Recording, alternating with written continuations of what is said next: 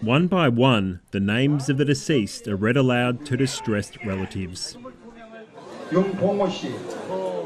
Given the severity of the crash, those gathered are already assuming the worst. Some victims were identified with only fingerprints. Among those at Muan International Airport is Jun Mi-suk, whose adult daughter was on board the ill-fated aircraft after travelling to Thailand for Christmas. She was almost home. She didn't feel the need to call me. She thought she was coming home. The Jeju Airlines flight from Bangkok to Muan was filmed crash landing without its landing gear deployed. The plane skids along the runway before hitting a barrier and exploding.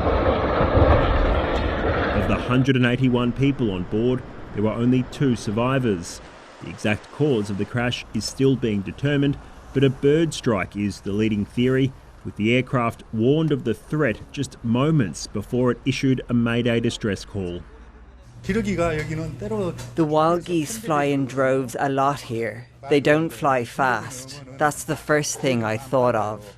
Some 1,500 personnel combed the crash site. With almost all passengers accounted for, the operation now becomes a search for answers. This is a complete disaster. I don't understand why the pilot had to try and make a landing on the runway, which led to the crash into the wall.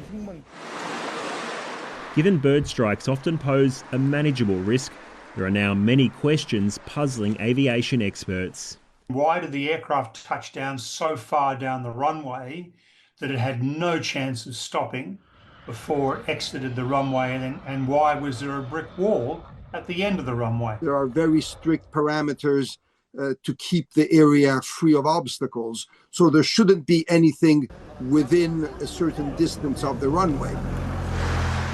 Both of the plane's black boxes have been retrieved.